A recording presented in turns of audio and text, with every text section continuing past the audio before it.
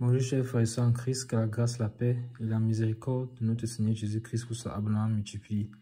Shalom et bienvenue dans cette nouvelle vidéo de 7 minutes pour un quotidien du 6 septembre 2025.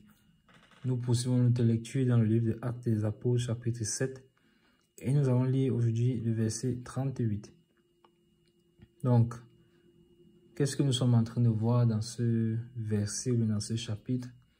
Nous allons commencer une longue série dans le livre de Actes des Apôtres, chapitre 7, où c'est le frère Étienne qui est en train de parler devant le Sanhédrin.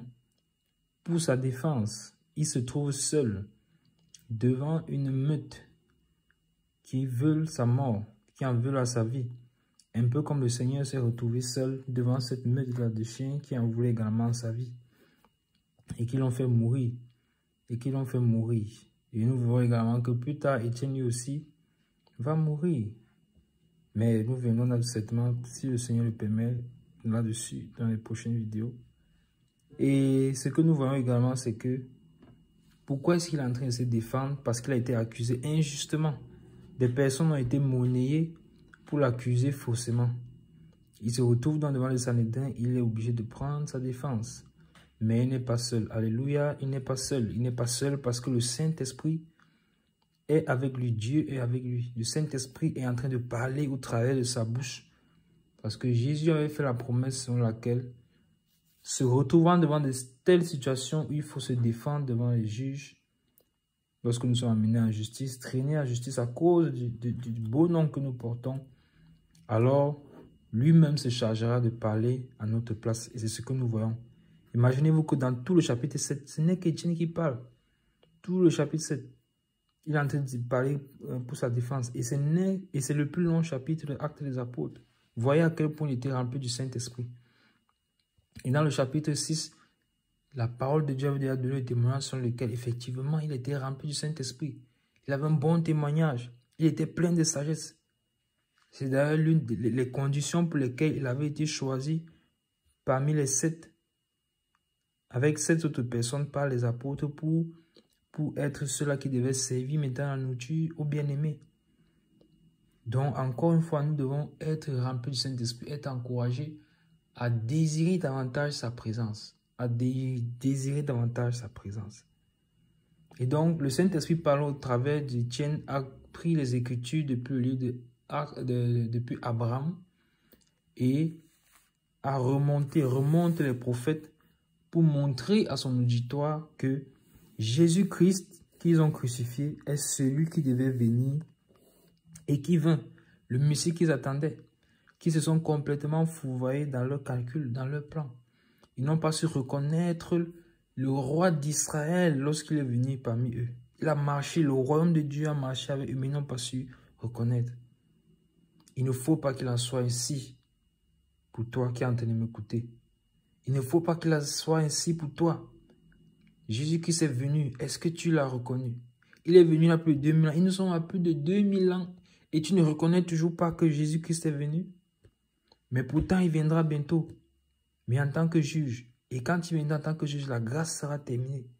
Donc pendant que la grâce est encore disponible, je t'exhorte, si tu écoutes cette vidéo et que tu n'as pas encore mis ta vie en règle et que tu n'as pas encore donné ta vie au Seigneur, ne tarde plus.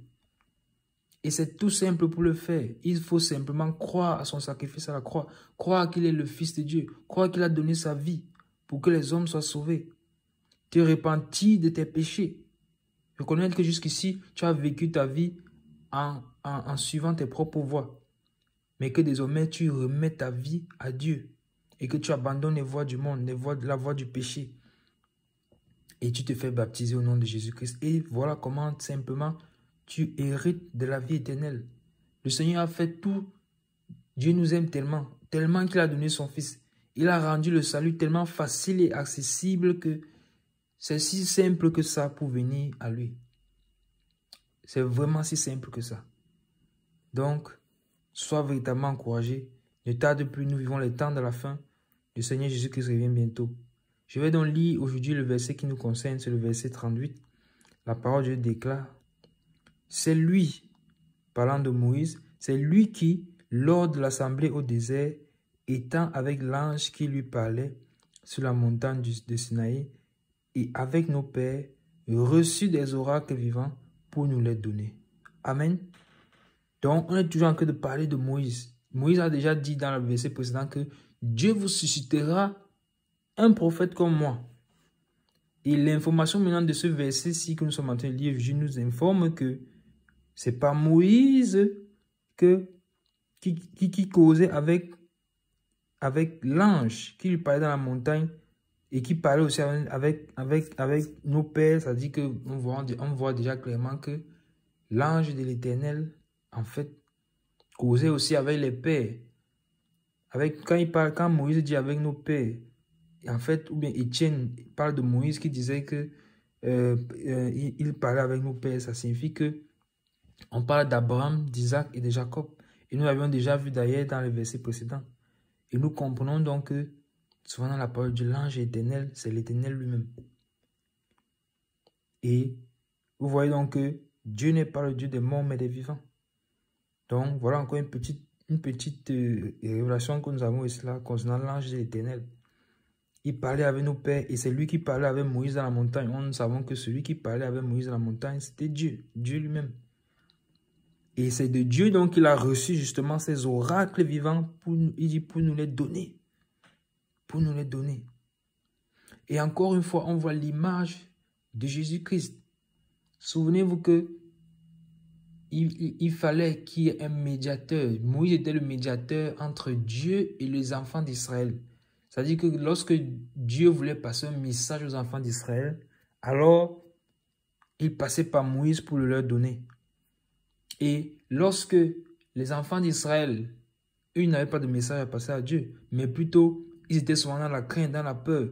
Ils demandaient à Moïse, va dire à Dieu de ne plus parler parce que rien que sa voix là, on tremble rien qu'en écoutant sa voix. Alors, c'est toujours Moïse, c'est toujours pas Moïse c'est Moïse qui était l'intermédiaire. Tout comme aujourd'hui, Jésus-Christ, alléluia, est l'intermédiaire. L'intermédiaire, le seul médiateur entre Dieu et les hommes, entre Dieu et nous, c'est Jésus-Christ Nazareth. Jésus-Christ Nazareth, lui qui est mort à la croix pour nous. Le souverain sacrificateur qui nous fallait, déclare le livre d'Hébreux. C'est lui qui est sans péché et dont le seul sacrifice a suffi pour ôter tous les péchés du monde, toutes les générations confondues. Donc vous voyez que c'est Jésus-Christ qui est le Seigneur. Moïse est effectivement l'image de Jésus-Christ. Et à chaque fois, vous voyez qu'à chaque fois on ne fait qu'insister, même dans le verset précédent, c'est ce Moïse. Ici on dit c'est lui qui, on insiste toujours sur la personne de Moïse. Pourquoi? Parce que Moïse est l'image du Seigneur Jésus-Christ. Donc, à partir du verset 38, quand on dit c'est lui, on insiste sur Moïse, mais en même temps, c'est de la double face. En même temps, on insiste sur Jésus-Christ. Parce que Moïse, au verset 37, a déjà dit que Dieu va vous susciter un prophète comme moi. Donc, Jésus-Christ est l'envoyé de Dieu qui est venu dans le monde pour nous sauver. Encore une fois, si tu n'as pas encore donné ta vie au Seigneur, fais-le et ne tarde plus. Car il t'aime et il veut que tu sois sauvé et que tu ne périsses point. Nous nous arrêtons là pour aujourd'hui. C'était tout pour les 7 minutes de pain quotidien de ce jour. Que la grâce, la paix et la miséricorde de notre Seigneur Jésus-Christ vous soient abondamment multipliées. Shalom.